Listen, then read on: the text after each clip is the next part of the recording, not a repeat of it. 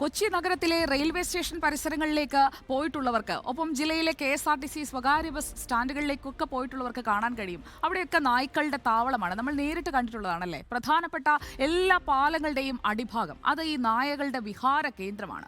റോഡരികിൽ കൂട്ടത്തോടെ തമ്പടിക്കുന്ന ഈ നായകൾ ഇരുചക്ര വാഹനത്തിൽ പോകുന്നവർക്ക്, ഒപ്പം നടന്നു പോകുന്നവർക്ക് ഒക്കെ പ്രധാനമായും വലിയ വെല്ലുവിളി ഉണ്ടാക്കുന്നുമുണ്ട്.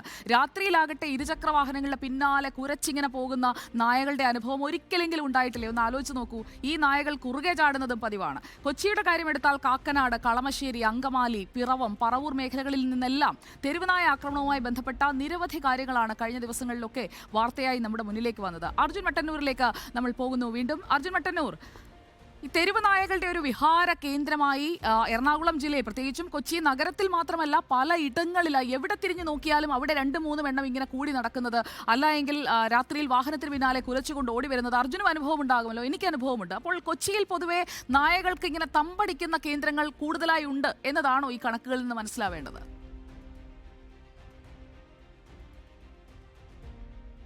സുജയ, കൊച്ചി നഗരത്തിൽ മിക്കയിടത്തും ഈ പ്രശ്നമുണ്ട്. തെരുവുനായ ശല്യം വളരെ രൂക്ഷമാണ്. പ്രത്യേകിച്ച് railway station, KSRTC bus stand തുടങ്ങിയ മേഖലകളിൽ തെരുവുനായ ശല്യം അതിരൂക്ഷമാണ്. പ്രത്യേകിച്ച് വൈകുന്നേരം കഴിഞ്ഞാൽ, രാത്രിയായി കഴിഞ്ഞാൽ തെരുവുനായകളുടെ ശല്യമാണ്.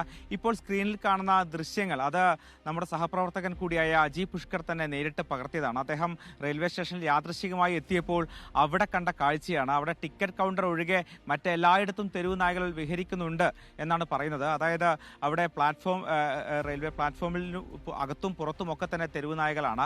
മാത്രവുമല്ല, സാധാരണ ആളുകൾ ഒരു പ്ലാറ്റ്ഫോമിൽ നിന്ന് മറ്റൊരു പ്ലാറ്റ്ഫോമിലേക്ക് പോകാൻ വേണ്ടി ഉപയോഗിക്കുന്ന വഴികളൊക്കെ തന്നെ അതേപടി ഈ തെരുവുനായകളും ഉപയോഗിക്കുന്നുണ്ട്. അത്തരത്തിൽ ഏറെക്കാലമായി ഈ തെരുവുനായകളുടെ ഒരു വിഹാര കേന്ദ്രമാണ് സൗത്ത് റെയിൽവേ സ്റ്റേഷൻ. സൗത്ത് മാത്രമല്ല, നോർത്തും ആലുവ അടക്കമുള്ള റെയിൽവേ സ്റ്റേഷനുകളിലൊക്കെ തന്നെ ഇതേ പ്രശ്നമുണ്ട്. അതോടൊപ്പം തന്നെ KSRTC ബസ് സ്റ്റാൻഡിലും സമാനമായ പ്രശ്നമുണ്ട്. നിരവധി ആളുകൾ പല മേഖലകളിൽ നിന്ന് എത്തുകയും അവിടെ നിന്ന് യാത്ര തുടരുകയും ചെയ്യുന്ന സ്ഥലങ്ങളാണ്. അവിടെയാണ് ഇത്തരത്തിലൊരു പ്രശ്നം ഉണ്ടാകുന്നത്. മാത്രവുമല്ല, പലപ്പോഴും ഏറെ നേരം ആളുകൾക്ക് കാത്തിരിക്കേണ്ടി വരുന്ന സ്ഥലം കൂടിയാണ്.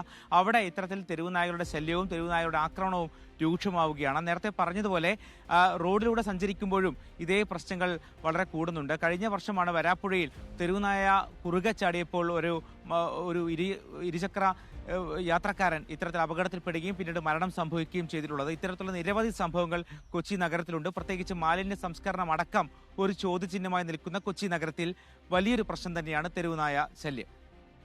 ഓക്കെ അർജുൻ മട്ടന്നൂർ, ഇപ്പോൾ അർജുൻ സൂചിപ്പിച്ചതുപോലെ നമ്മുടെ റിപ്പോർട്ടറിന് തന്നെ നമ്മുടെ AR/VR XR ടീമിന്റെ ഹെഡ് അജി പുഷ്കർ യാത്ര ചെയ്യാൻ പോയപ്പോൾ അദ്ദേഹത്തിന്റെ കണ്ണിൽപ്പെട്ടതാണ്. ഒരു 3 ദിവസം മുൻപത്തെ കാഴ്ചയാണ്. അപ്പോൾ നമ്മുടെ റെയിൽവേ സ്റ്റേഷൻ പരിസരത്തൊക്കെ എവിടേക്ക് തിരിഞ്ഞു നോക്കിയാലും പ്രേക്ഷകർ ഇപ്പോൾ ആ ദൃശ്യങ്ങളിൽ കണ്ടില്ലേ, തെരുവുനായ ഇടത്തേക്ക് പോയാലുമുണ്ട്, വലത്തേക്ക് പോയാലുമുണ്ട്, എന്നാൽ പിന്നെ നേരെ പോകാമെന്ന് വെച്ചാൽ അവിടെയുമുണ്ട് തെരുവുനായ. ഇതാണ് കൊച്ചിയിലെ റെയിൽവേ സ്റ്റേഷനിലെ അവസ്ഥ എന്ന് വ്യക്തമാക്കുന്ന ദൃശ്യമാണ്. നിങ്ങൾക്കും പോയി ഇറങ്ങി നോക്കിക്കഴിഞ്ഞാൽ നമ്മുടെ നാട്ടിൽ പലയിടങ്ങളിലും ഇതുപോലെ തെരുവുനായ ഇങ്ങനെ വിഹരിക്കുന്നു, വളരെ സ്വതന്ത്രമായി വിഹരിക്കുന്നു. ഇതിനെയൊന്നും നിയന്ത്രിക്കാൻ ആരുമില്ലേ എന്ന ചോദ്യം നമ്മുടെ മനസ്സിലേക്ക്